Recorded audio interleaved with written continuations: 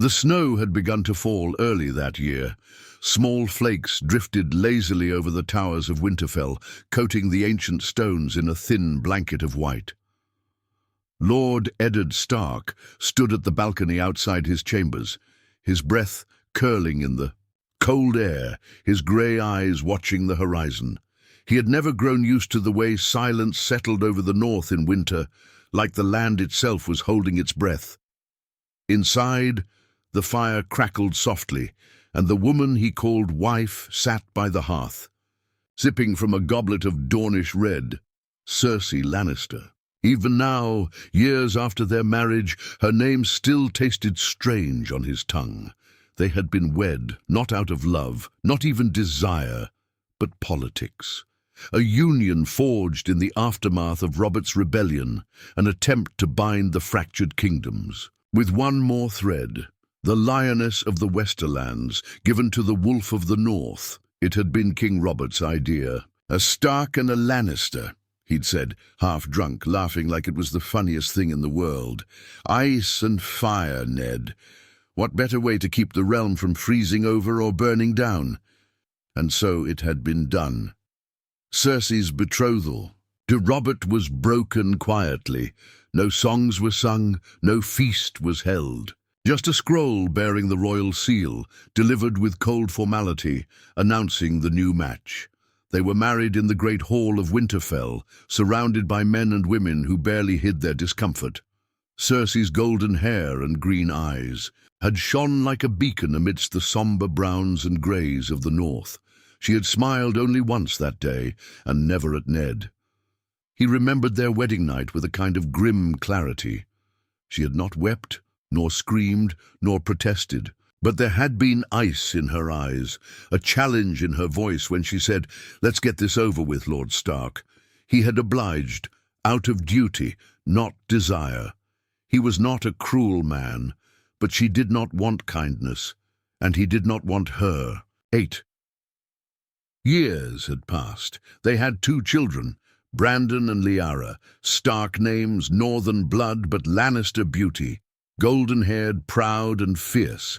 Cersei had tried to mold them in her image. Ned had tried to raise them with honor.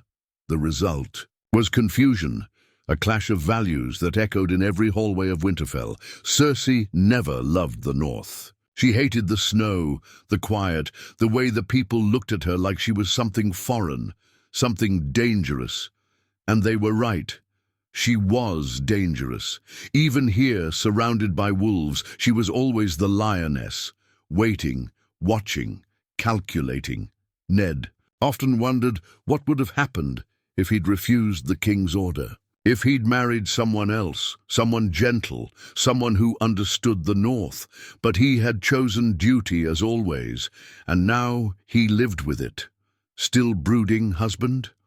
Cersei's voice broke the silence behind him. It was smooth and sharp, like a dagger wrapped in silk. He didn't turn, just thinking. "You do that too often, it's why your hair's turning grey." He finally looked at her. The firelight made her skin glow, but her eyes were as cold as the snow outside. "What do you want, Cersei?" She sipped her wine. "Must I always want something?" "Yes." A flicker of amusement crossed her face. "I was wondering when you'll start preparing Brandon to be Warden of the North. He'll come of age soon. We can't have him running around with the blacksmith's boy and pretending to be one of the small folk. He'll learn responsibility in time." "From you?" She laughed, low and bitter. "You'll teach him how to die for honor." "I'd rather he learned how to survive. Survival without honor is nothing. Honor doesn't keep you warm at night, Ned." They stared at each other, the silence stretching long and cold between them. "I won't let you turn him into Jaime," Ned said softly, but there was steel in his voice. "And I won't let you turn him into you," she replied. "A man who'd rather die than bend."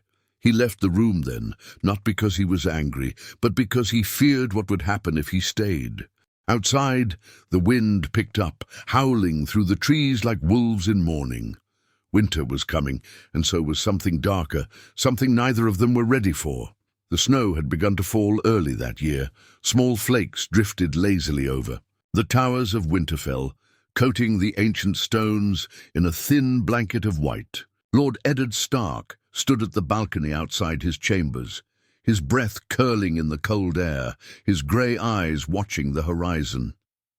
He had never grown used to the way silence settled over the north in winter, like the land itself was holding its breath. Inside, the fire crackled softly, and the woman he called wife sat by the hearth, sipping from a goblet of Dornish red. Cersei Lannister. Even now, years after their marriage, her name still tasted strange on his tongue. They had been wed not out of love, not even desire, but politics. A union forged in the aftermath of Robert's rebellion, an attempt to bind the fractured kingdoms with one more thread. The lioness of the Westerlands, given to the wolf of the north. It had been King Robert's idea. A Stark and a Lannister, he'd said half-drunk, laughing like it was the funniest thing in the world. Ice and fire, Ned. What better way to keep the realm from freezing over or burning down? And so it had been done. Cersei's betrothal to Robert was broken quietly. No songs were sung, no feast was held. Just a scroll bearing the royal seal, delivered with cold formality, announcing the new match. They were married in the great hall of Winterfell, surrounded by men and women who barely hid their discomfort. Cersei's golden hair and green eyes had shone like a beacon amidst the somber browns and greys of the north. She had smiled only once that day, and never at Ned. He remembered their wedding night with a kind of grim clarity. She had not wept, nor screamed, nor protested. But there had been ice in her eyes, a challenge in her voice when she said, "Let's get this over with, Lord Stark." He had obliged out of duty, not desire. He was not a cruel man, but she did not want kindness, and he did not want her. Hate? Years had passed. They had 2 children, Brandon and Liara, Stark names, northern blood, but Lannister beauty. Golden-haired, proud and fierce, Cersei had tried to mold them in her image. Ned had tried to raise them with honor. The result was confusion, a clash of values that echoed in every hallway of Winterfell. Cersei never loved the north. She hated the snow, the quiet, the way the people looked at her like she was something foreign, something dangerous. And they were right. She was dangerous. Even here, surrounded by wolves, she was always the lioness. Waiting, watching, calculating. Ned often wondered what would have happened if he'd refused the king's order. If he'd married someone else, someone gentle, someone who understood the north, but he had chosen duty, as always. And now he lived with it. Still brooding, husband? Cersei's voice broke the silence behind him. It was smooth and sharp, like a dagger wrapped in silk. He didn't turn. Just thinking. You do that too often. It's why your hair's turning grey. He finally looked at her. The firelight made her skin glow, but her eyes were as cold as the snow outside. What do you want, Cersei? She sipped her wine. Must I always want something? Yes. A flicker of amusement crossed her face.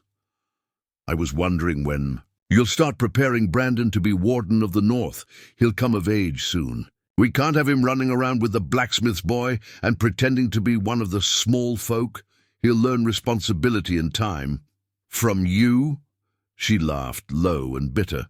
You'll teach him how to die for honor. I'd rather he learned how to survive. Survival without honor is nothing. Honor doesn't keep you warm at night, Ned. They stared at each other, the silence stretching long and cold between them. I won't let you turn him into Jaime, Ned said softly, but there was steel in his voice. And I won't let you turn him into you, she replied. A man who'd rather die than bend. He left the room then, not because he was angry, but because he feared what would happen if he stayed. Outside, the wind picked up, howling through the trees like wolves in mourning. Winter was coming, and so was something darker, something neither of them were ready for. By the next morning, a thin layer of frost had settled over the courtyard, and Ned Stark was already up, sparring with Brandon, under the pale grey sky. The boy moved with speed, his wooden sword slicing the air, but there was too much flair in his strikes, too much show, not enough substance. Cersei's influence again. "Your feet," Ned grunted, deflecting a wild swing with ease. "They should be grounded, not dancing like a bloody mummer." Brandon scowled but adjusted. At 14 he had his mother's pride and his father's quiet stubbornness, a dangerous mix. He would argue, but he would also listen. Eventually, "I want to be fast," Brandon said between swings. "Sir Jaime says speed wins fights." Ned froze. "You've been writing to your uncle again?" Brandon looked down. "He sends letters, he cares." "He's a Lannister. So is Mother." Ned sheathed his blade, his jaw tight. "We're done for today." Brandon opened his mouth to protest, but one look at his father's face silenced him. He stomped off toward the armory, muttering curses under his breath. Ned watched him go, his heart heavy. He was losing the boy, and the more he tried to pull him toward the north, the more Cersei pulled him back toward the gold of the south. Later that afternoon, Ned found Maester Lewin in the rookery, feeding the ravens. The Maester looked up as he entered, his expression grave. "There's a raven from King's Landing," Lewin said, holding out the sealed scroll. "The Queen's father demands a visit." Ned took the scroll. The Lannister lion glared up at him in crimson wax. "Tywin, of course, demands?" Ned asked, raising an eyebrow. Lewin nodded. "He's requesting Lady Cersei and her children come to Casterly Rock for the summer. He calls it a reunion of Lannisters." Ned turned the scroll over in his hands. Tywin Lannister had never respected him, never wanted this marriage. It was a deal made above both their heads, and Tywin had swallowed it like poison. This was a test. "He wants them close," Ned murmured, "close enough to whisper in their ears. And perhaps far enough from you," Lewin added gently. Ned nodded. "Write a reply. Tell Lord Tywin the Queen and children will remain in the north. It's where they belong." As he left the rookery, he knew Cersei would rage. She didn't tolerate denial, especially not when it came to her father. She always feared losing his favor. Ned didn't care. Let her scream. He was tired of dancing around her pride, but when he returned to their chambers that evening, he found her calm. Too calm. She was seated by the fire again, her gown the color of blood, her hands resting gently in her lap. She looked up, eyes gleaming like polished emeralds. "You denied my father," she said softly, as if she were commenting on the weather. Ned didn't flinch. "The children stay here." "Do they?" Her voice was like silk stretched over knives. "Brandon dreams of knighthood. Liara wants music and court. You think you're keeping them safe, but you're smothering them with snow and silence. They are Starks. They are Lannisters too. You may not like that, but it's the truth." Ned stepped closer, lowering his voice. "I won't have them grow up thinking that power comes from gold and threats. I won't let Tywin poison their minds." Cersei rose, and for a moment something like real fury flared behind her beauty. "You think you've saved them," she spat, "but you've only made them weak. You've raised them with your dead honor, your cold walls, and your endless brooding. They don't need a hero. They need a future." "And what kind of future does Tywin offer?" Ned said. "One where their love is bought, their loyalty traded like coin? I'd rather die than let them become tools for his ambition." She laughed, a bitter, joyless sound. "You may get your wish, husband." He stared at her. "Is that a threat?" She leaned in, close enough for him to smell the wine on her breath. "No. Just a promise that the world you cling to is dying. And when it falls apart, don't be surprised when our children choose the lion over the wolf." That night, Ned stood by the window long after she'd gone to bed. The north was quiet, peaceful, but it wouldn't last. In the south, power was moving. Whispers turned to plans. Gold-bought blades and secrets waited like wolves in the dark. The war hadn't started yet, but it was coming. And when it did, the worst part wasn't the blood that would spill. It was the fear that when the time came to choose sides, his children wouldn't choose him. The next few weeks passed like the stillness before a storm. The cold crept deeper into the stones of Winterfell, but Ned could feel the heat of something stirring beneath the surface, within his home, within his family. Cersei was quieter now, more careful. That alone unsettled him more than her sharp words ever had. Then the raven came. It arrived just before dawn, black wings slicing through grey skies. Maester Luwin brought it to him in the Godswood, where Ned knelt alone before the heart tree, trying to clear his mind. "It's from Castle Black," Luwin said, handing him the scroll. Ned took it silently. He already knew who it was from. He recognized the script before even breaking the wax, Jon Snow. He hadn't seen the boy, his son, though he'd never called him that openly, since the day he rode for the wall. A quiet goodbye. No tears, no explanation. Ned had kept the truth buried, wrapped in a promise he couldn't break. He opened the letter and read quickly, heart tightening with every word. Jon wrote of strange sightings beyond the wall. Creatures that didn't bleed, eyes like blue fire, rangers disappearing in the woods. It sounded like madness, but Ned knew Jon wasn't prone to fantasy.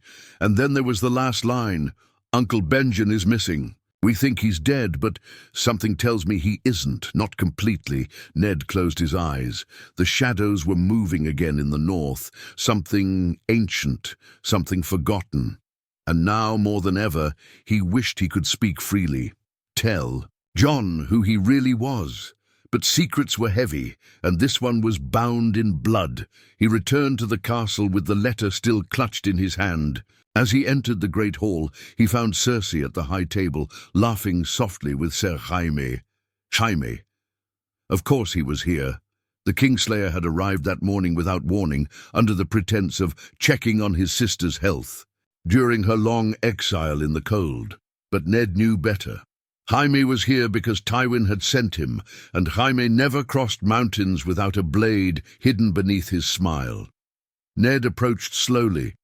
The room quieted as their eyes met. "Ser Jaime," Ned said coolly, "we weren't expecting you." Jaime smirked. "That's the charm of it, isn't it? Surprise." Cersei rose and stepped between them like a silk curtain between two blades. "He's here as my brother. Nothing more." "Your brother brings war wherever he goes," Ned said. "I hope he at least left it outside my gates."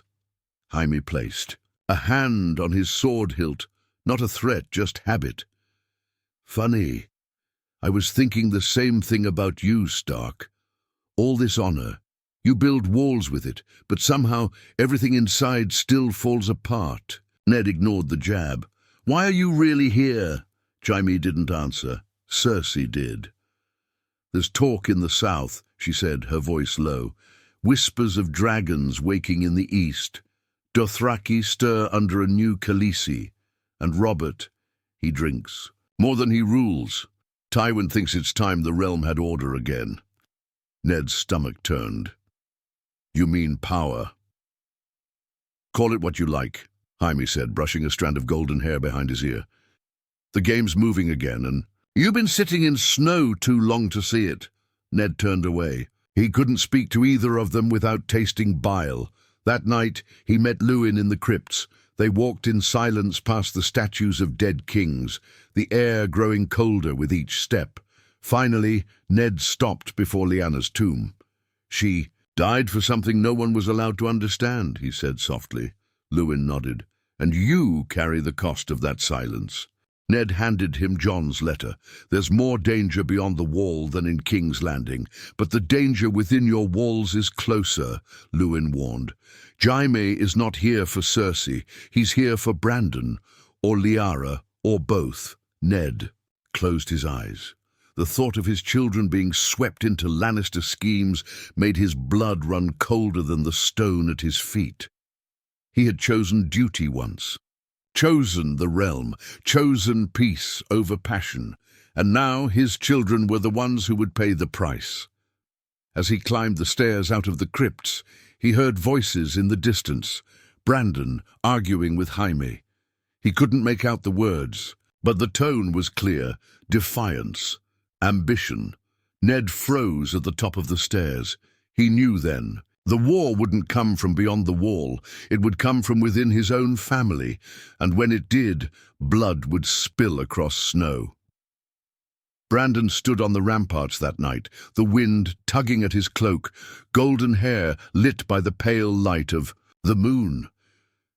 From below, Winterfell looked asleep, calm, unaware of the storm that churned in his chest. His knuckles were scraped from training, his mind burning from the argument with his father. He had shouted words he shouldn't have, words about being more than a northern heir, about being a Lannister. He hated that it felt good to say it. Thinking of jumping, a voice teased behind him. Jaime. Brandon didn't smile, just thinking. Jaime stepped beside him, arms folded across his golden armor. Don't think too long, nephew. Life has a habit of slipping by when you do. Brandon turned to face him. He doesn't trust me. Jaime snorted. He doesn't even trust himself. Your father's built like a stone wall, strong, noble, cold as the grave. Brandon didn't answer. He watched a raven disappear into the sky, heading south. He treats me like I'll never be more than some sword-waving northerner. Brandon muttered. But I know I could lead. I could rule. I could be king. Jaime asked, one eyebrow raised. Brandon paused. Why not? Because kings get stabbed in the back, Jaime said. Or worse, married off to women they hate and forced to live in castles colder than the wall. Brandon smirked. Is that a lesson from experience? Jaime didn't answer right away. When he finally spoke, his voice was low. You're young, arrogant, and that's good. It means you're not blind. But don't forget, your father might not love the game, but he knows how it's played. If you challenge him too soon, he'll shut every door before you ever see what's behind them. Brandon swallowed hard. He wasn't sure if that was advice or a warning. Maybe both. Down below, the great hall was still lit. Cersei would be drinking. Liara might be there, pretending to be invisible as usual. She didn't crave power the way Brandon did. She listened, watched, absorbed everything in silence. There. Mother always said she had a spider's soul, too quiet for comfort. Back inside, deep beneath Winterfell, Ned walked the halls alone. He moved like a ghost, past ancient roots of weirwood trees, past cold stones that had seen centuries of stark blood. He stopped before a locked door. Only he had the key. Inside was a chest, carved with wolves and vines. Inside the chest, a bundle wrapped in black wool, tied with faded red ribbon. He unwrapped it slowly. A parchment, a name. Rhaegar. Lyanna. Jon. His hands trembled. The truth was always heavier in the dark. He remembered Lyanna's screams, her blood, her whisper, "Promise me, Ned," and he had. He had buried the truth so deep it was eating him alive. Jon Snow was not his son. He was his nephew. The blood of Targaryens ran in his veins, the blood of kings. And now Jon was at the wall, surrounded by death and cold, unaware of who he truly was, of the throne that could be his if he only knew. He heard a sound, a soft shift of stone behind him. He turned quickly. Liara stood in the shadows, her eyes wide. She had followed him, quiet as frost, listening as always. She didn't speak. She just stared at the parchment in his hand. Liara, Ned said gently, stepping forward. She backed, away. Is it true? He didn't lie, not this time. Yes. She was breathing hard now, eyes darting between the paper and his face. So Jon, he's not— No, Ned whispered. He's not my son. He's Rhaegar Targaryen's. She trembled. And he doesn't know? No. And he mustn't. Why? Because the realm would kill him for what he is. She looked at him like he was a stranger. And we're part of that realm, aren't we? Before he could stop her, she turned and ran, silent feet against stone. A ghost carrying a secret that could burn the world. By dawn, the castle was alive with tension. Ned didn't find Liara in her room, nor in the Godswood. He found her at the Raven Tower. The raven was already gone. She looked at him with something close to sorrow. "He deserves to know." Ned's voice broke. "You don't understand the danger." "I do," she said, "and so does Jon. You kept this secret out of fear, not love." Ned had never struck a child, and he didn't now. But his silence hurt more than any blow. He turned and left her in the tower, alone with the rising sun and the echo of wings carrying truth across the sky. Far beyond the wall, Jon Snow would soon read a letter that would unravel everything, and in Winterfell, the Stark family, built on silence, honor, and lies, was beginning to crack. The wind on the wall never stopped. It howled like a living thing, pulling at cloaks and freezing bone. Jon Snow stood at the top of the battlements, eyes on the endless white beyond the wall. Even after all these months, the silence of it still felt unnatural, not peaceful, ominous. Ghost stood beside him, still as a shadow. The direwolf had sensed it first. The raven. Jon held the parchment in his gloved hands, reading it again and again, though he'd memorized every word. "You are not my son. You are Rhaegar Targaryen's heir. Lyanna was your mother. I promised her I'd protect you. Now the truth is yours. No signature, no further explanation, but Jon knew the writing, knew the pain behind those words. Ned Stark had never been an affectionate father, but he'd been honorable, reliable, unshakable. Now, Jon wasn't sure who he'd been raised by, or why his whole life had been wrapped in shadows. He had always believed he was a bastard, half a man, an unwanted mistake, but if this letter was true, he was something far more dangerous. Royal Targaryen.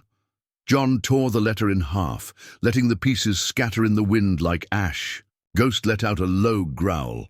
"I know," Jon whispered. "Nothing good ever comes from dragon blood." Down below, in the courtyard of Castle Black, Sam approached, breath puffing in the frigid air. "You all right?" Sam asked, eyeing him with concern. "You've been up here since dawn." Jon didn't answer at first. Then, "Would you still stand by me if I wasn't who I thought I was?" Sam frowned. "Of course. You're still you." Jon shook his head. "I don't know who that is anymore." Before Sam could speak again, the sound of hooves broke the silence. Riders, southern cloaks, too clean for the north. Jon descended quickly, hand on the hilt of his sword. The gate creaked open and 5 men rode in, black armor trimmed with gold. At their center, a man dismounted, tall, lean, face half hidden beneath a lion emblazoned. Bloke, Tyrion Lannister. Jon hadn't seen him since the day he took the black. The dwarf's expression was unreadable as he approached, boots crunching on the icy ground. "Jon Snow," Tyrion greeted. "Or should I say, Prince Targaryen?" Jon's eyes narrowed. "So it's true." Tyrion gave a sad smile. "As true as anything in this world. Your sister sent the raven. Brave girl, foolish maybe, but brave. Why are you here?" "I came with a warning," Tyrion said, pulling off his gloves. "You've become a very important piece in the game, whether you want to play or not." Jon folded his arms. "I'm at the wall. I swore a vow. I'm no prince," Tyrion chuckled, "and I'm no knight, yet here we are, both playing roles we didn't choose." He stepped closer. "Cersei knows. She won't act yet. But trust me, the moment she thinks you're a threat, she'll send. More than ravens." Jon's jaw clenched. "She wouldn't dare." Tyrion raised a brow. "You forget whose blood runs through her children." The words stung more than they should. Jon had never met Brandon or Liara, his half-siblings, and cousins now. Whatever they were, their blood was as tangled as his fate. "What does she want?" Jon asked. "Control," Tyrion said simply. "She wants to keep the north quiet, the wall distant, and the Targaryen name buried. If she thinks you'll rise, she'll strike. Hard. Jon looked away. Then she'll have to try. Later that night, as the fires burned low, Jon sat alone in the library, poring through old records. Targaryen lineages, Stark history, rebellion, lies. Sam sat nearby, wide-eyed. "You really think your mother was Lyanna?" "I don't think," Jon murmured. "I know. I saw it in Ned's eyes the last time I saw him. He wanted to tell me. I think he almost did." "What will you do?" Jon's hands tightened into fists. "I don't know yet." He stared into the fire. "But if Cersei wants a war—" "Ghost," growled low again, ears pinned back. Jon turned sharply. Then he heard it, a second raven, black feathers soaked from the snow. A message from the north. Jon opened the scroll. "Brandon is leaving Winterfell. He's going south. He seeks allies. He says he is done being a pawn." It was signed in a shaky hand, Liara. Jon's blood went cold. His cousin was about to plunge himself into the very heart of the lion's den, and Cersei would be waiting. The King's Road was long and winding, but Brandon Stark rode it like a man born for the saddle. The snow fell lighter now, melting as he crossed into the riverlands, and soon the air warmed with the scent of pine and mud. He had only a small retinue, 2 guards loyal to his mother, and Sir Meryn Trant as an escort from Jaime. Enough to appear noble, not enough to pose a threat. Just as Cersei had advised, Brandon didn't trust her completely, but he trusted her ambition, and that was something he understood. He was done being Ned Stark's heir in waiting, done sitting in a cold keep while his mother was sneered at by Northerners, and his father looked at him like he was some cracked blade, not sharp enough, not honorable enough. He was more than that, and now he would prove it. By the time he reached King's Landing, the capital gleamed like gold dipped in rot. It stank of sweat and secrets, power and perfume. The Red Keep loomed over it all, a lion's mouth ready to swallow the foolish and spit out the broken. Brandon didn't flinch. He was welcomed not by the king, but by the queen. Cersei stood at the top of the steps, cloaked in crimson and shadow. She embraced him like a mother reunited with her son, and whispered into his ear, "You came home." He said nothing, but he didn't pull away. Within a day, the whispers began. The Stark boy seeks the south. Cersei's son in all but name. Another wolf with lion's teeth. Brandon found he didn't mind. He liked the way people looked at him now, with curiosity, with caution. He wasn't a cold shadow in his father's hall anymore. He was a player, at peace with potential. At court he dined with lords and knights who wore smiles like armor. They spoke of succession, alliances, the weakening of Robert's rule, and always, always they looked to Cersei. And now, to him.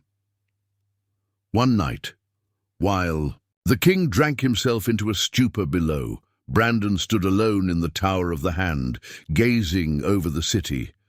The door opened behind him, Marguerite Tyrell. She moved like music, all grace and calculation. Her beauty was obvious, but it was the cleverness behind her eyes that made her dangerous. "I hear you ride well," she said, stepping to his side. Brandon smiled faintly. "I ride for purpose, not pleasure. That's a rare thing in this court." "You mean most here ride for power?" "And you don't?" she asked, tilting her head. He didn't answer, but the smirk at the corner of his mouth said enough. Marguerite moved closer. "My family watches with interest. The North is cold, but its future may be warmer than the crown currently sitting on Robert's drunken brow." He met her gaze. "Are you offering flowers or thorns, Lady Tyrell?" "Both," she said, "depending on how you hold me." He almost laughed. Almost, but he knew what this was.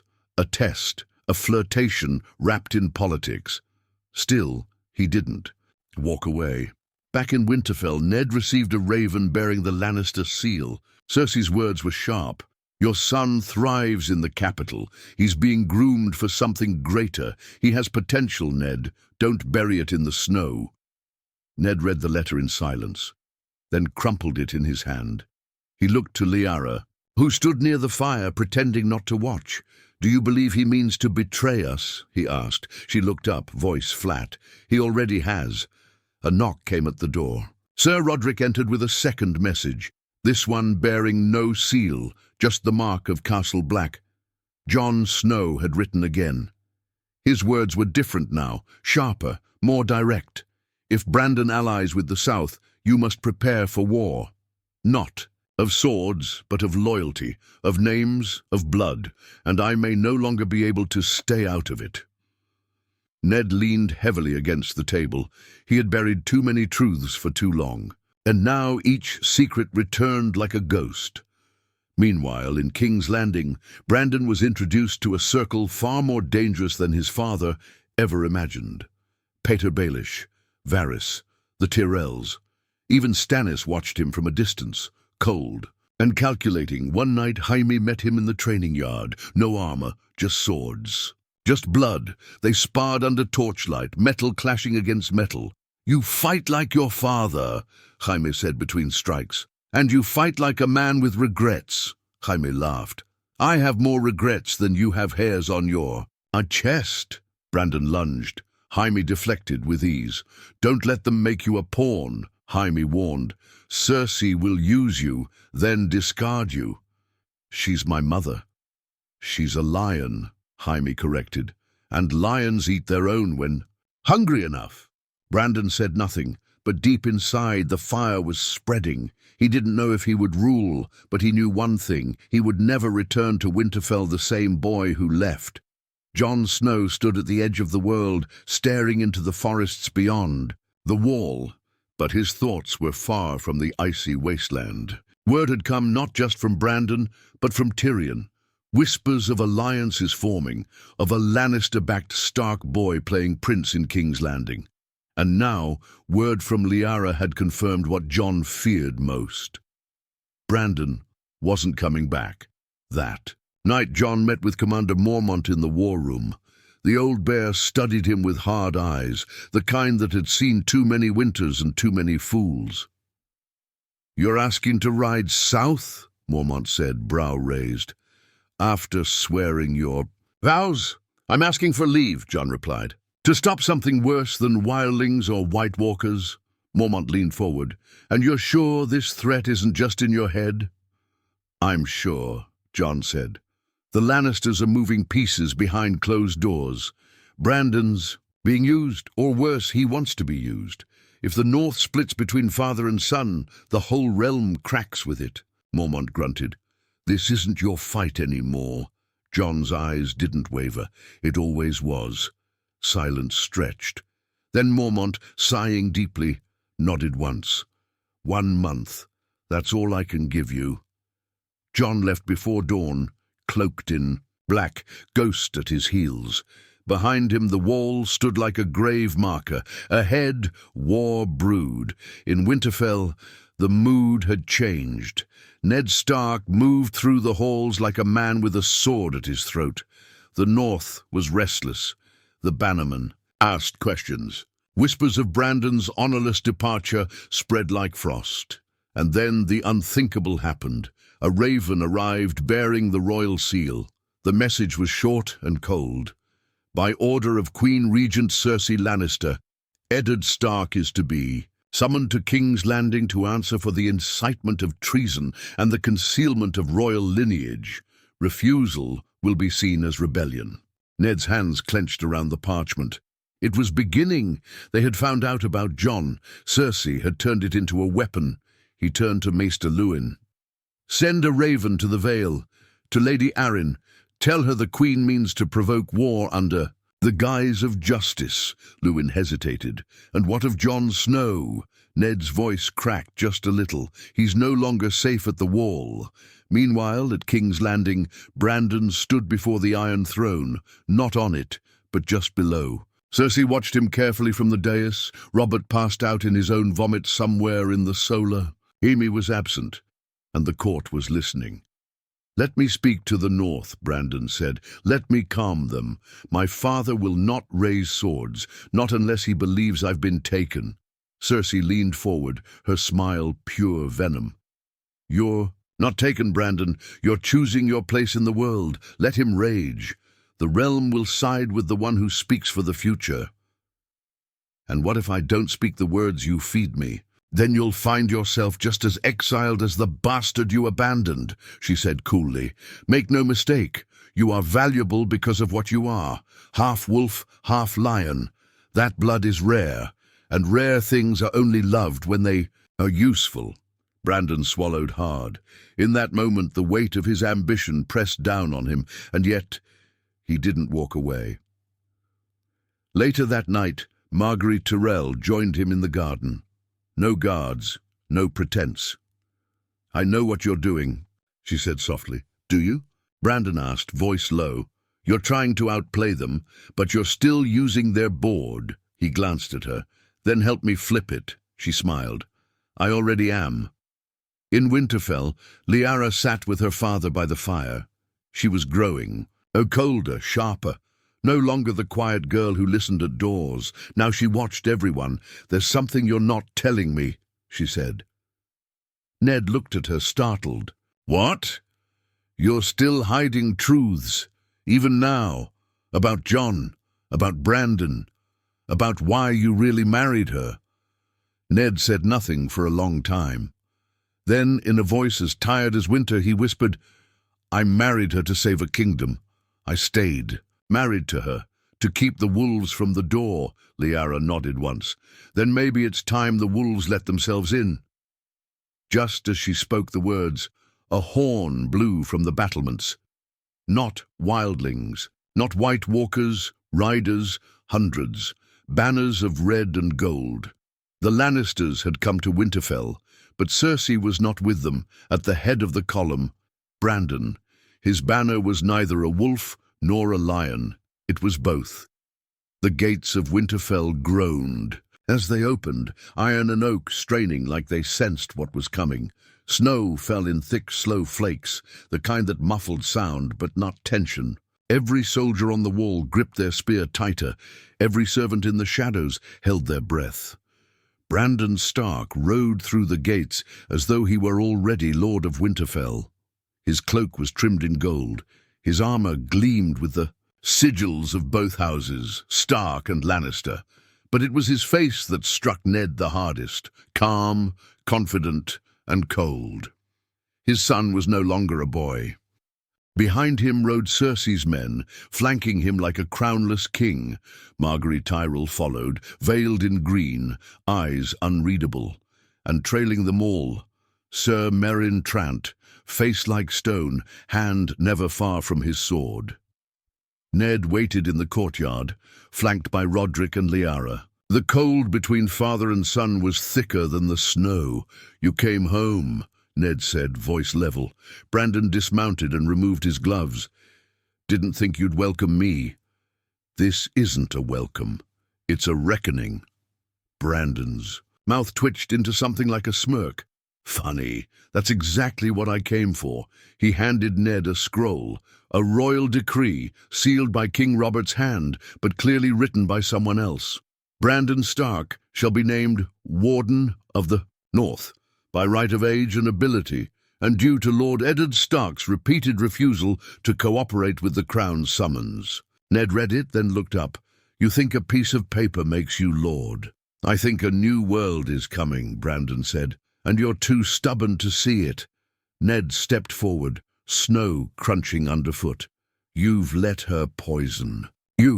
She gave me a choice," Brandon snapped. "You never did. You always wanted me to be you." "I wanted you to be better than me," Ned said, voice suddenly raw. "Not this. Not a boy playing lion in a wolf's den." Brandon's jaw tensed. "Then you shouldn't have let her raise me." From the wall a horn blew once, another rider, but this one came alone. Jon Snow. He rode in hard, cloak whipping. Behind him, black as crow's wings, Ghost loping beside him. He dismounted without a word and stepped between Ned and Brandon. "You're not ready for this," Jon said to his cousin. Brandon's eyes widened slightly. You, Jon nodded. Me. Liara stepped down from the steps, snow in her hair. He knows, she said to Brandon, about his blood, about Rhaegar, about everything. The courtyard fell into silence. Brandon's gaze flicked to their father. You told him? I didn't have to, Ned said, looking at Liara.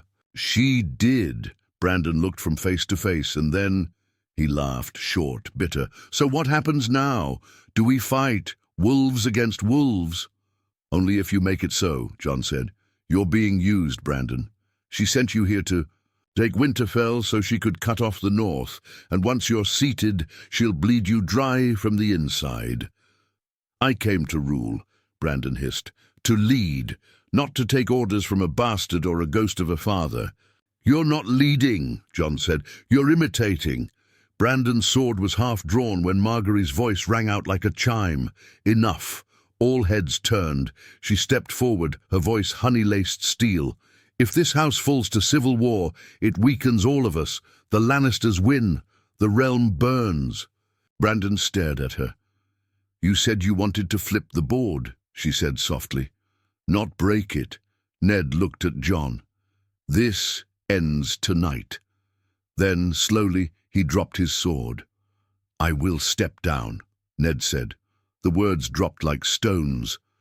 I will go to the wall.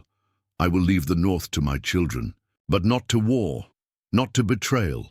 If Brandon wants to lead, let him do it without my shadow. Let the north see him for what he truly is. Brandon's eyes flickered. For a moment, it almost looked like victory, until Jon spoke. Then let it be. Known, he said, turning to the guards, to the Stark men. I am Jon Targaryen, son of Rhaegar and Lyanna Stark. I renounce my claim to the Iron Throne, but I do not renounce the North. The words crashed like thunder. You think you're one of us? Brandon spat. You're dragon spawn. I'm Stark-blooded, same as you, Jon said. But I won't kneel to you just because your mother has a crown in mind. Brandon lunged forward, but Ghost was there in a heartbeat, growling low, teeth bared. Roderick and the Stark guards stepped in, swords half drawn, no one moved, and then Cersei's man, Sir Meryn, stepped forward. Liara shot him with an arrow, straight through the throat. The yard erupted into chaos, but Jon stood still. Brandon backed away, horror and rage on his face. You'll regret this, he snarled. Maybe, Jon said, but at least I'll still be able to look in a mirror. By sundown, the Lannister men were forced to ride south. Brandon did not resist. He mounted his horse, eyes burning not with shame, but with plans. Ned left Winterfell that night, cloaked, in grey, no crown, no titles, just a man going to the wall again, older and heavier with the weight of what he could never undo. Liara watched him go. Jon stayed. He stood at the gates, watching the snow fall. Winter was still coming. But now, at least the wolves knew who they were and who they weren't. The end.